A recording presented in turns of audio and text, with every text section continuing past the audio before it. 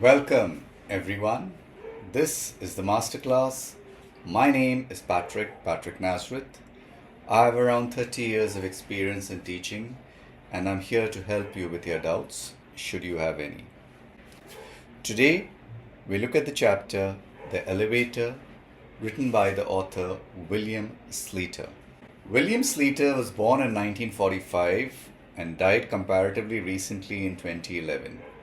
He's an American author. He is known for his science fiction and his horror novels. Some popular titles of his include The House of Stairs, Interstellar Pig, and The Duplicate. He's especially good at making his readers feel nervous and scared. What does he write about? Mainly on teenagers, how they feel worried over strange situations, how they feel left out and isolated. His main characters deal with strange or scary things happening in everyday life that show us the real fears that teenagers have. Have you ever felt alone and scared? Have you felt uncomfortable? We come into the world of Martin, a 12-year-old boy.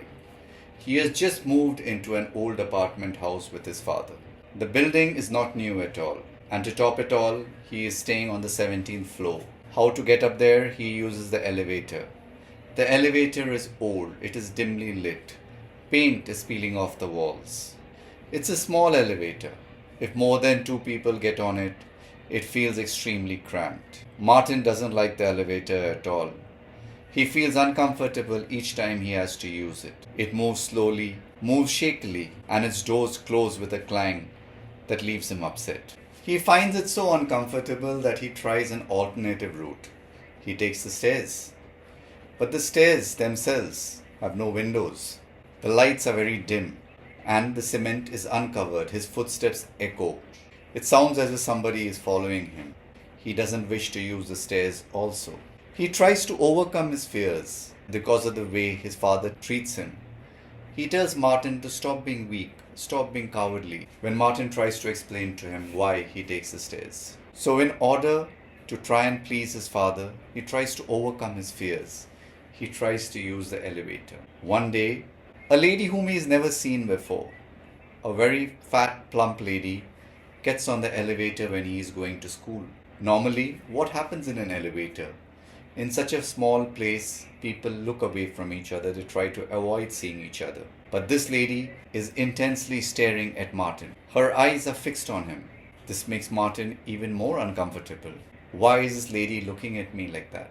They ride down to the ground floor. The lady takes her time leaving the elevator. He runs all the way to the school.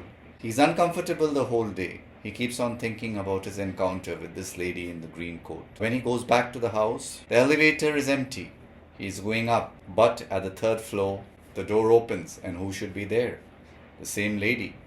She gets in, and she continues staring at him in the same way that she has.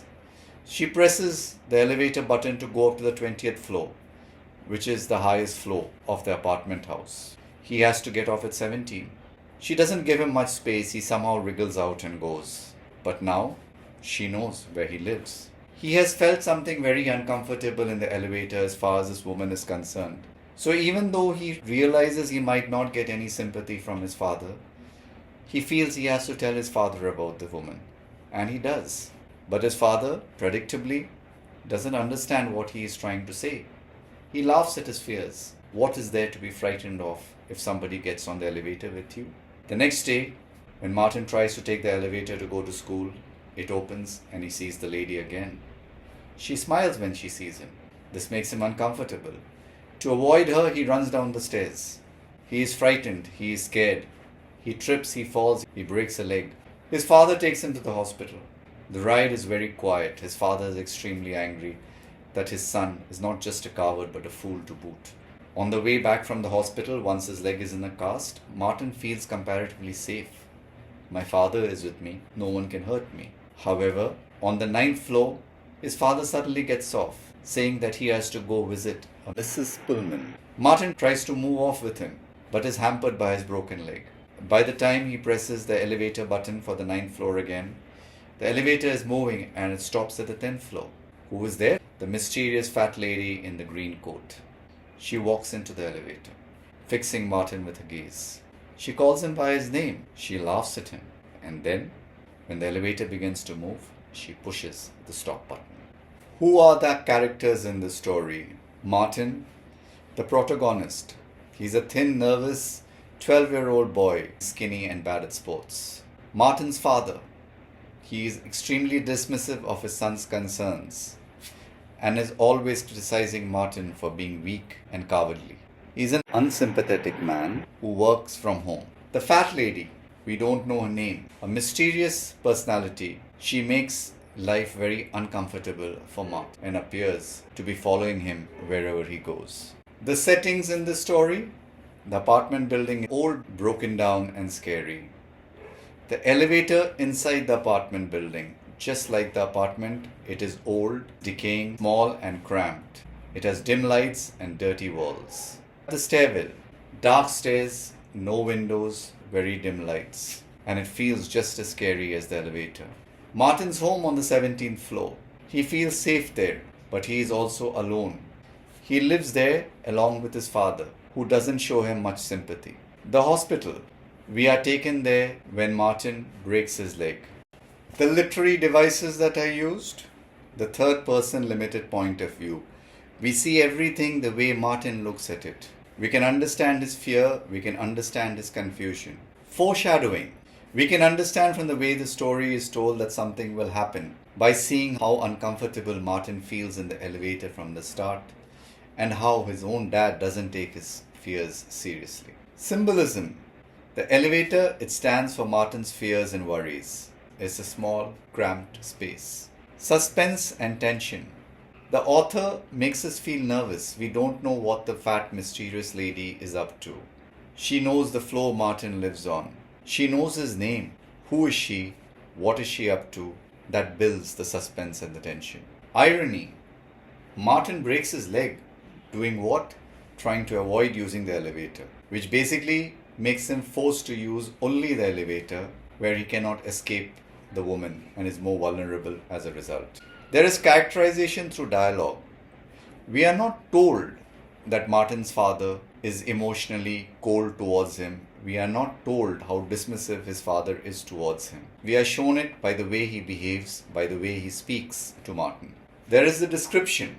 Descriptions of the dark, cramped elevator, the descriptions of the dark stairway. It makes everything feel tight, feel cramped, feel threatening, just like how Martin feels scared and trapped inside. There is no place for anyone to run. What are the themes?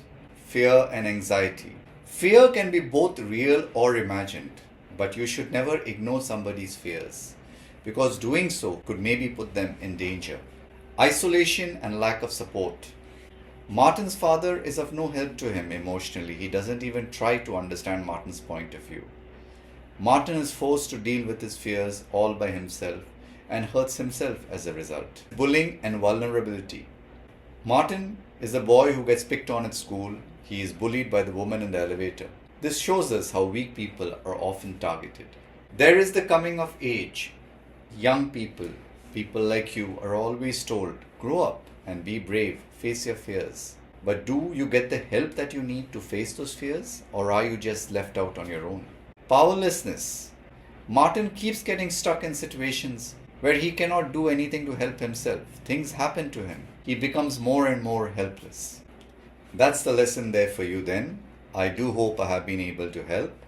If I have, do remember to like, subscribe and share. There might be others who would require our help. Thank you so much for watching.